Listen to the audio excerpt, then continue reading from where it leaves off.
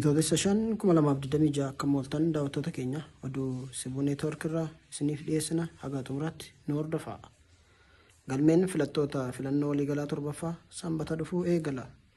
Galmeen filattoota filannoo waliigalaa torbaffaa karaa dijitaalaa fi idilee sanbata dhufu guraandhala 28/2018 akka lakkoofsa giiziitti ni eegala. Walitti qabduun boordii filannoo biyyaalessa Itoophiyaa adde Milaataa Warq Haayiluu akka jedhanitti filattoonni tajaajila dijitaalaa haaraa boordichi qopheesseen yookaan qaamaan argamuun akka galmaan waamicha dabarsaniiru. Lammiileen appilikeeshinii moobaayilii mircaa'e jedhu fayyadamuun bakka jiranitti galmaa'uu ni danda'us jedhan. Namootni tajaajila dijitaalaatti fayyadamuu hin dandeenye immoo buufataalee filannootti argamanii galmaa'uu ni danda'us jedhan.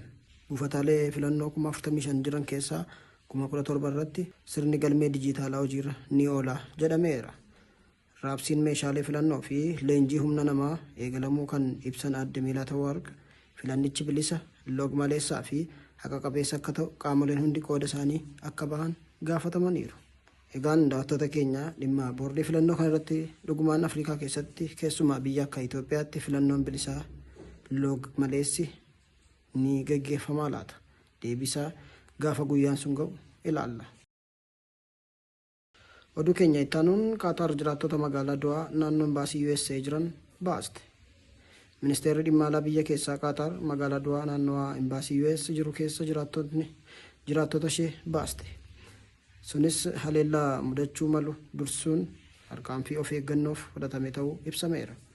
Ministeerichi ibsa X yookaan Twitter irratti maxxansaniin jireenyaaf wanti isaan barbaachisu hundi mijateeraaf sunis tarkaanfii of eeggannoof fudhatamedha jedhan.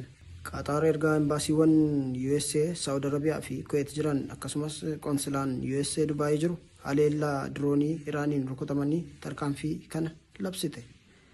Mootummaan Ameerikaa lammiilee isaa United Arab Emirates UAE, Saawud Arabiyaa fi Joordaan keessa baasuuf xiyyaara mijeessaa jiraachuus ibseera. Ministeerri dhimma alaa USA guraandhala 28 akka ibsetti lammiileen USA 17,500 ta'an ba'a giddugaleessaa keessa ba'aniiru. Oduu keenya xumuraatiin dhimma Iraan walqabateen Iraan dooniin waraanaa ishee liqinfamuu haaloo ba'uuf doonii boba'aa Ameerikaa irratti haleellaa raawwatte. Eegdonni warraaqsaa Iraan ibsa televezyiinii mootummaa irratti baasaniin dooniin Ameerikaa sun kaaba galoo galaana Pershiyaa keessatti haleelamtee jedhan. Iraan Ameerikaan doonii waraanaa Iraan naannoo qarqara galaana Sri Lankaatti akka dhidhimtu taasisuu isheetiin aartee haaloo baafachuuf dhaadattee turuun ishee kan yaadatamudha. Dooniin waraanaa Iraan Hindii irraa deebi'aa turte jimaata darbe Ameerikaan haleelamtee qarqara galaana Sri Lankaatti liqinfamte. Haleellaa sanaan lammiileen Iraan hedduun ajjeefamaniiru. Gocha Ameerikaa sanatti kan aarte Iraan kamisa har'aa jechuun bitootessa 5,2026 haaloo baateetti.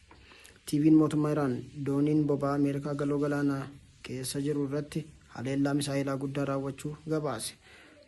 Battaluma doonii boba'aa sanarratti haleellaa gaggeeffameen ibiddi qabateera. Akka Reuters gabaasetti eegdonni warraaqsaa Iraan ibsa televezyiinii mootummaa irratti baasaniin dooniin sun kaaba galoo galaana Pershiyaa keessatti misaa'ilaan rukutamtee yeroo ammaa ibiddaan gubataa akka jirtu ibseera. Haa ta'u malee taatee sana ilaalchisee gama Ameerikaatiin ammatti wanti jedhame hin jiru.